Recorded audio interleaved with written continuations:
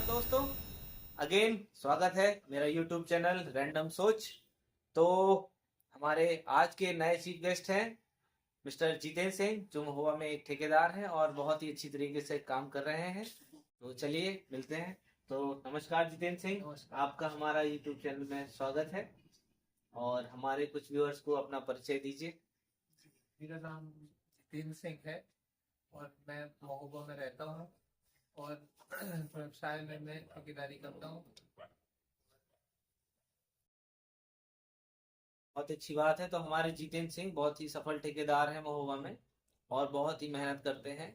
सुबह उठ जाते हैं और दिन भर काम करते हैं, फील्ड पे जाते हैं और शाम को आते हैं। और बहुत ही चलिए, तो आज हम उनके बारे में थोड़ा, उनकी लाइफ के बारे में जानेंगे और उनसे कुछ सवाल जवाब करेंगे। चलिए देखते हैं हम लोग क्या इनसे सीख पाते हैं। तो चलिए जरा बताइए आप जितेंद्र जी, आपकी स्कूलिंग कैसी रही, कहाँ आपने पढ़ाई करी? और आप हिंदी मीडियम से थे, जैसा कि हम जानते हैं आप हिंदी मीडियम से थे। तो आपने कैसे अपनी पढ़ाई की और कैसे, जरा आप अपने जरा बताइए अपना स्कूलिंग वगैरह कैसे किया। जी, बचपन से तो मैं यही महोबा में ही पढ़ा हूँ। उसके बाद 8th क्लास तक मैं यही महोबा में ही पढ़ा हूँ, मीडियम में ही पढ़ा हूँ। जी। उसके बाद मैं एजुकेशन के लिए कानपुर गया। कानपुर में मैंने 10th क्लास और 12th क्लास तक पढ़ाई करी जी। और 10th तक तो मैं मैथ्स बैकग्राउंड से रहा, मैथ्स पढ़ी मैंने। उसके बाद 11th और 12th में कॉमर्स से पढ़ाई पढ़ाई की है। तो आपको कुछ है ये नहीं लगा, आप मैथ से सीधे कॉमर्स में गए तो कैसा आपको फील हुआ? तो कोई ऐसा कोई खास फर्क नहीं था। मतलब मैथ्स में फिजिक्स केमिस्ट्री बस चेंज होता था। कॉमर्स में जी। अकाउंट्स और इकोनॉमिक्स वगैरह ऐड हो जाती थी। ऐसा कोई खास चेंज नहीं, सेम जैसे आप फिजिक्स केमिस्ट्री पढ़ते हैं वैसे ही अकाउंट्स और इकोनॉमिक्स वगैरह पढ़ना होता है, बाकी चीज नहीं होता है। तो मतलब जब आप मैथ से कॉमर्स में गए तो ज्यादा चेंजेस नजर आए नहीं।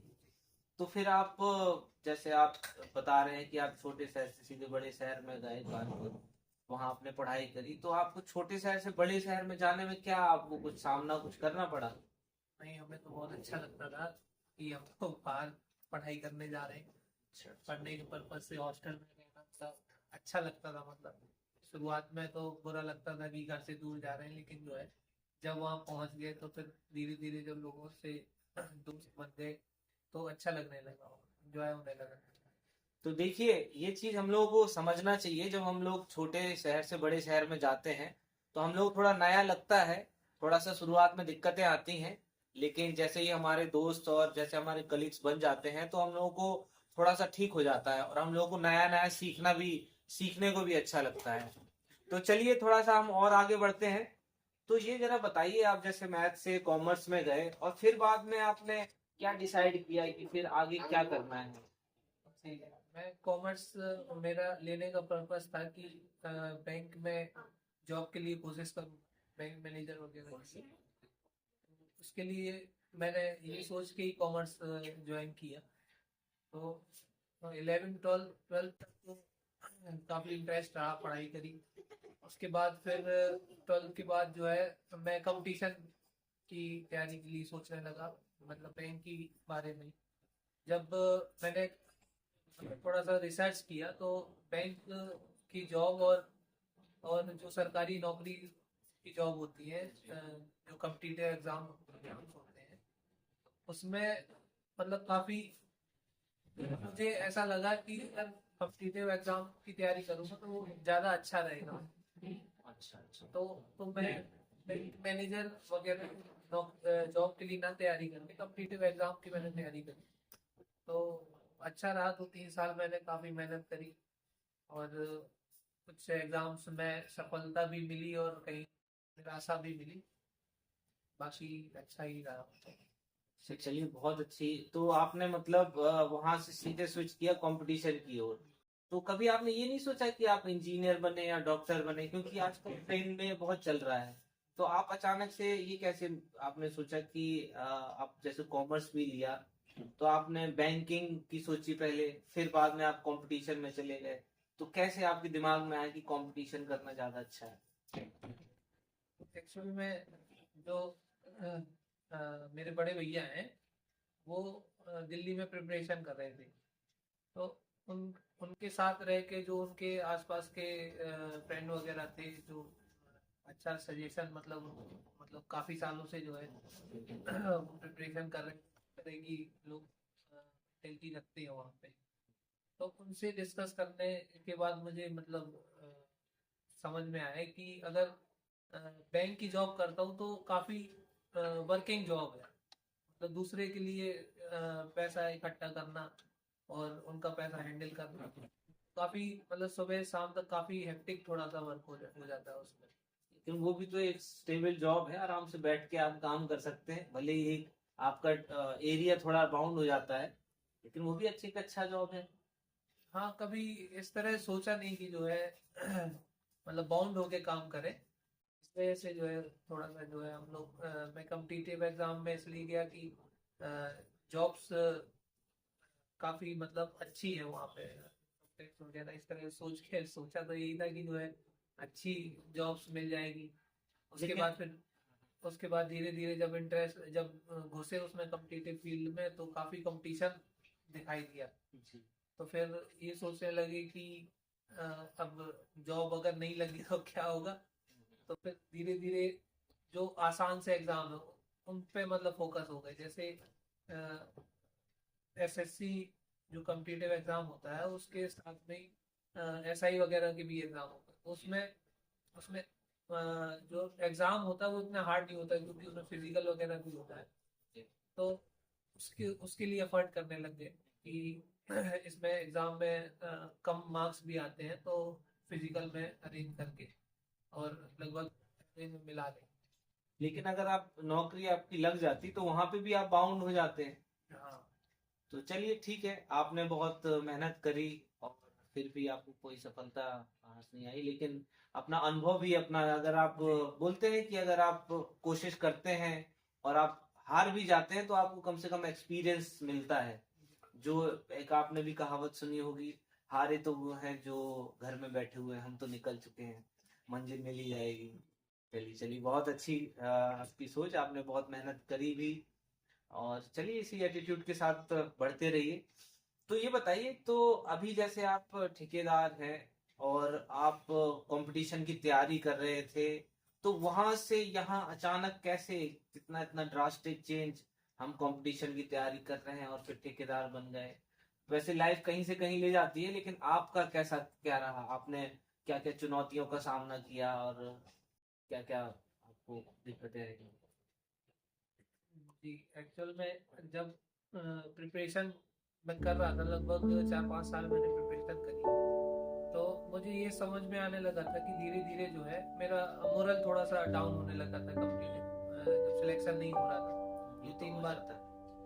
3 बार जो है कुछ मार्क्स से रह रहा था, तो मुझे लगा कि इतनी मेहनत अगर मैं इस फील्ड में ऐसी फील्ड में करूँ जो जल्दी ग्रो हो जाए, नॉलेज मेरी बढ़ती जाए, तो मेरे फैमिली बिजनेस जो था, तो घर पे फादर जो है फैमिली बिजनेस है उनका, ठेकेदारी का ही काम है, तो मुझे लगा कि अगर मैं घर पे जो मैंने 5 साल कॉम्पिटिटिव एग्जाम्स की तैयारी करी, अगर मैं 5 साल घर पे रह के ठेकेदारी कर रहा होता तो काफी नॉलेज रखता अभी मैं ठेकेदारी के बारे में। तो इस तरह से मैं सोचा, फिर उसके बाद मैं जब प्रिपरेशन कर रहा था फिर घर आया तो मैंने ये सोचा कि अब जो है एकदम नए सिरे से जो है ठेकेदारी को बढ़ाया जाए और उसी में अच्छा काम किया जाए। बहुत गुड, आपने बहुत अच्छी तरीके से संभाला भी। तो देखिए, एक जो कंपटीशन का एग्जाम दे रहा होता है छात्र, और फिर वहां से अचानक से सीधे फैमिली बिजनेस की तरफ चला जाए, तो उसके लिए दिक्कतें तो बहुत आती हैं, क्योंकि उसको वापस से जीरो से शुरुआत करनी पड़ती है। तो उसी प्रकार से जीतेंद्र सिंह ने भी जब वहां से आए तो जीरो से शुरुआत करी और उन्होंने काफी अच्छा ग्रो अप किया। तो आप इस विषय में, आप जो नए छात्र जो कंपटीशन की तैयारी कर रहे हैं, उनको क्या सजेशन देना चाहते हैं कि उनको पारिवारिक फैमिली बिजनेस देखना चाहिए कि उनको कंपटीशन में लगे रहना चाहिए? क्या आप क्या सजेशन देना चाहते हैं जो आप कर रही हैं?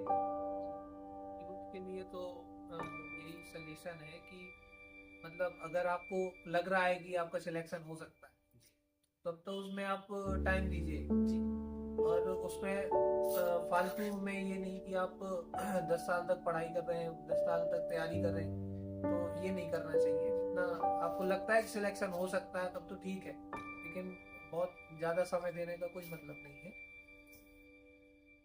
तो देखिए, ये हमें सीखने की बात बहुत जरूरत है आजकल के यूथ को भी, जो खासकर जो प्रिपरेशन कर रहा है, कि हम देखिए एक हमारा मन होता है जो अपने से कहता है कि यार नहीं, यू कैन डू इट, तो वो लोग कर सकते हैं। और कुछ लोग होते हैं कि यार नहीं, आप पिताजी ने कहा है तो करना है। तो ये आपके मन को पता होता है कि आपको तैयारी करनी है और सिलेक्शन लेना है, कि उसको क्विट करके अपन को दूसरा करना है कि जिसमें आपको ज्यादा इंटरेस्ट है और ज्यादा अपॉर्चुनिटी है।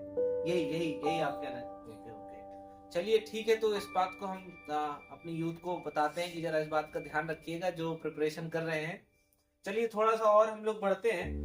तो जैसे आप अपना पारिवारिक व्यवसाय आपने ज्वाइन किया और आपने जीरो से शुरू किया और आप बिल्कुल नए क्षेत्र से आए, तो आपको क्या क्या चुनौतियों का सामना करना पड़ा होगा?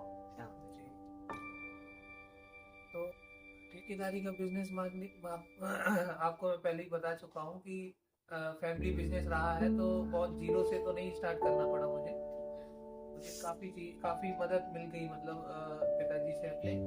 और जैसे जितना काम वगैरह जो नीचे से एकदम जीरो से सीखते हैं लोग, तो उससे काफ़ी आगे तक मैं मतलब मुझे आगे से मतलब मदद मिली। फैमिली बिजनेस था। शुरुआत में मुझे समस्याएं आई, मतलब दिन भर जो है धूप में बैठना और लीवर को मैनेज करना, काफी समस्याएं आई शुरुआत में। लेकिन जब धीरे धीरे जो है आदत में हो गया है कि सुबह उठना है, नहाना है और टाइम से जो है निकल जाना है, कैसे आपका रूटीन सेट हो गया, अब वैसी कोई दिक्कत नहीं आती है। बाकी लेबर को मैनेज करना और धीरे धीरे आदत हो गई है, तो अब मैनेज कर। जैसे आप वहां से पढ़ाई करके आए और यहाँ पे आपने फैमिली बिजनेस संभाला, पिताजी से जो उन्होंने सेटअप किया था उसको आगे बढ़ाया, तो कुछ आपको नया सीखने को भी मिला होगा। थोड़ा बताइए कि हम लोग आपको क्या, मतलब आप पढ़ाई से सीधे यहाँ पे आए तो क्या क्या आपको नया सीखने को मिला, और आपने वहाँ पढ़ाई का जो जो सीखा था यहाँ पे किस हिसाब से अप्लाई किया? पढ़ाई का जैसे हम लोग कॉम्पिटिटिव एग्जाम्स में मैंने नहीं करी, तो मैथ्स मतलब अच्छी खासी स्ट्रांग हो गई थी, ठीक ठाक। कि अब मेरा बैकग्राउंड कॉमर्स रहा, तो मैथ्स में मैं थोड़ा सा वीक रहा उस टाइम पे। और जब मैं कॉम्पिटिटिव एग्जाम्स में गया तब मैथ्स का पोर्शन काफ़ी अच्छा हो गया। तो उससे जो है मुझे अब एक्चुअल में ठेकेदारी के काम में काफी हर तरह का काम करना होता है, मतलब इंजीनियर भी बनना पड़ता, मिस्त्री भी बनना पड़ता, बेलदार भी बनना पड़ता है। तो उस तरह से जो है उसका काफी हेल्प मिली। मान लीजिए कि जैसे कैलकुलेशंस वगैरह करनी होती है ठेकेदारी में कि कितना क्वांटिटी में माल एक्चुअल में यहाँ लगना है, तो वो कैलकुलेशंस में काफी मदद मिली है। ये तो बहुत अच्छी चीज आपको बेनिफिट हो गया उसके। और कॉमर्स का मेरा जैसे बैकग्राउंड ही है, तो जो जो ठेकेदारी में अकाउंट्स का काम होता है वो भी मैं काफी ठीक ठाक कर लेता हूँ। बहुत अच्छी बात है, उसमें काफी मदद मिली। और बाकी फादर से काफी कुछ सीखने को मिला, जैसे लोगों से किस तरह से डील करना चाहिए, लेबर से किस तरह से बात करनी चाहिए, या जेई या साहब हमारे उनसे किस तरह से डील करना चाहिए, लाइफ से ही सीखने। तो इसी को देखिए बोलते हैं कि अनुभव, एक्सपीरियंस। अभी इन्होंने पढ़ाई करी और अचानक से एक नई फील्ड पे आए, तो इन्होंने वहां का अनुभव यहाँ पे भी यूज किया। जैसे इनकी कैलकुलेशन है या जो भी इन्होंने पढ़ाई करी, तो इसको बोलते हैं कि पढ़ाई कहीं वेस्ट नहीं जाती है। तो हम लोगों को कंटिन्यू जो है पढ़ते रहना चाहिए, सीखते रहना चाहिए। असफलता सफलता ऊपर वाले के हाथ में है, तो इन्होंने भी काफी अपना पढ़ाई का अनुभव अपनी ठेकेदारी में यूज किया। तो चलिए थोड़ा सा आप ये बताइए, जैसे आप बिल्कुल फैमिली बिजनेस ज्वाइन कर लिए, तो इस मामले में आप क्या बोलते हैं, क्या युवाओं को सीख देंगे कि इनको फैमिली बिजनेस ज्वाइन करके मतलब दुखी होना चाहिए? क्योंकि कुछ लोग होते हैं फैमिली बिजनेस ज्वाइन करते, नहीं मुझे तो यार गांव में नहीं जाना है। आप वापस से शहर से आके वापस से गांव में आए और आपने एक नया कंटिन्यू किया, तो क्या आप उनको सीख देंगे? सीख तो यही दूंगा कि जो आपको अच्छा लगे उसी को आप परस्यू करिए, उसी को अपना फ्यूचर बनाइए।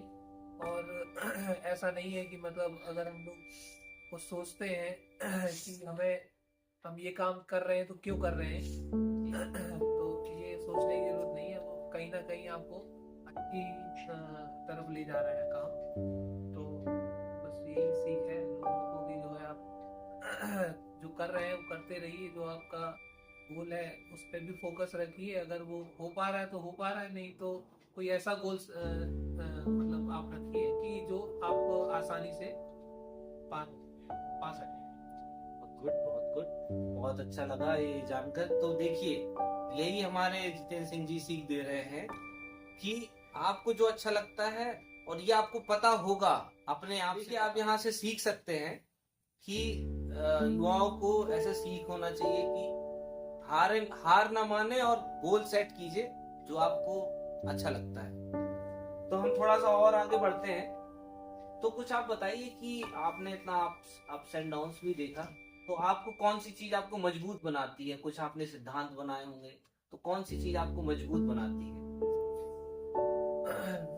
मजबूत जो है, मुझे ये लगता है कि आप जो है कॉन्फिडेंस रहिए हर चीज पे। मतलब आप ये मत सोचिए, आत्मविश्वास कभी मत छोड़िए कि आप नहीं कर सकते, या आप हमेशा कॉन्फिडेंस में रहिए और पॉजिटिव रहिए। लेकिन ओवर कॉन्फिडेंस नहीं होना चाहिए। ओवर कॉन्फिडेंस नहीं होना चाहिए, कॉन्फिडेंस लेकिन अपने आप पे जरूर रखना चाहिए कि आप जो भी कर रहे हैं सही कर रहे हैं। तो हम ये कैसे जानेंगे कि ये ओवर कॉन्फिडेंस है कि कॉन्फिडेंस है? क्योंकि आजकल लोग ओवर कॉन्फिडेंस को कॉन्फिडेंस बोलने लग जाते हैं, तो उसको हम लोग क्या क्या कोई पैमाना है इसके लिए, मेजरमेंट है आपकी ठेकेदारी में?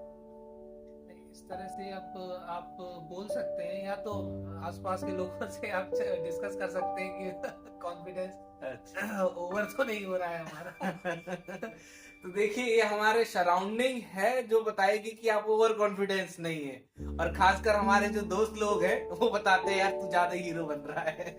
तो इस बात को ध्यान रखिए कि हमारा कॉन्फिडेंस आप बनाए रखिए, लेकिन हमारा कॉन्फिडेंस ओवर कॉन्फिडेंस में कन्वर्ट नहीं होना चाहिए, और आत्मविश्वास बनाए रखना बहुत जरूरी है।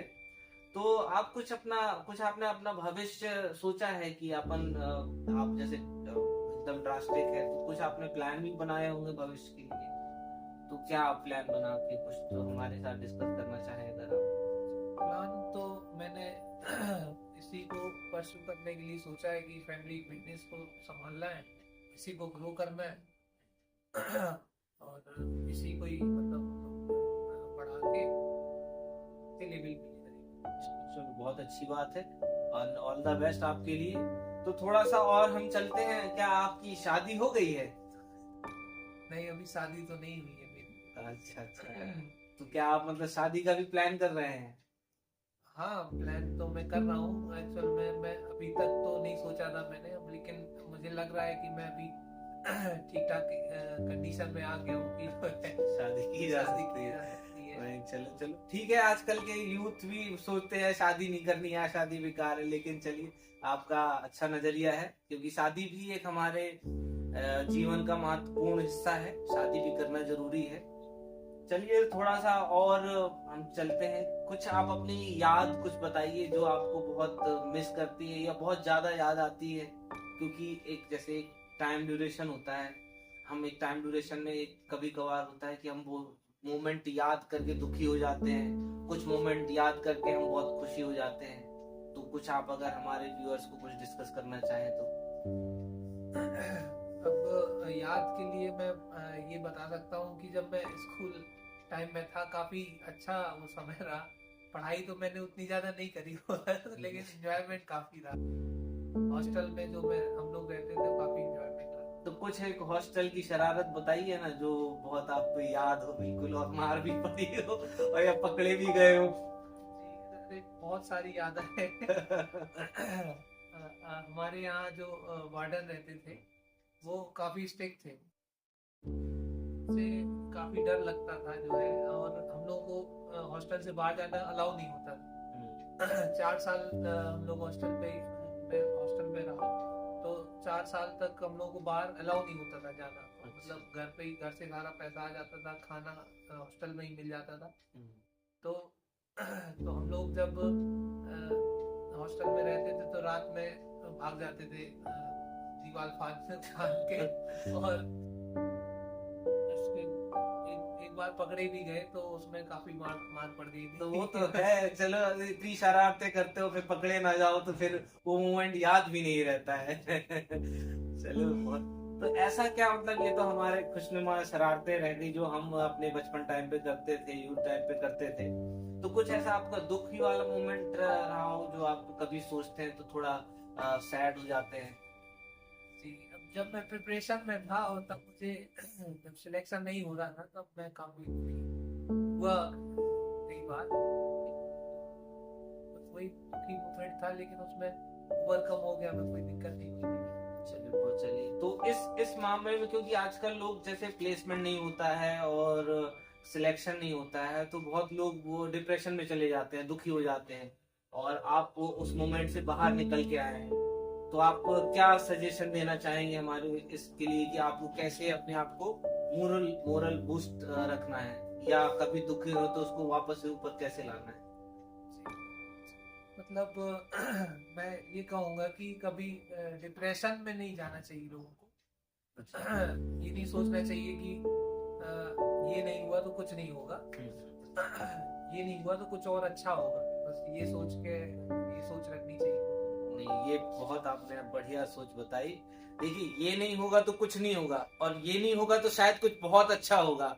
ये बहुत अच्छी लाइन है, ये हमारे यूथ को थोड़ा सा ध्यान भी रखना चाहिए। देखिए, something is better than nothing. कुछ लोग तो बिल्कुल छोड़ देते हैं, तो आप भी लगे रहिए।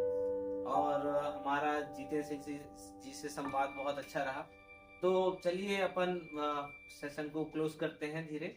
और कुछ आप हमारे जाते जाते हमारे व्यूअर्स को कुछ आप एक टिप्स देना चाहें या कुछ बताना चाहें?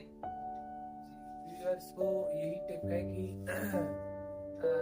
अपने आसपास जो है लोगों से घुले मिले, लोगों से अच्छा बर्ताव रखें, और थोड़ा सामाजिक रहें,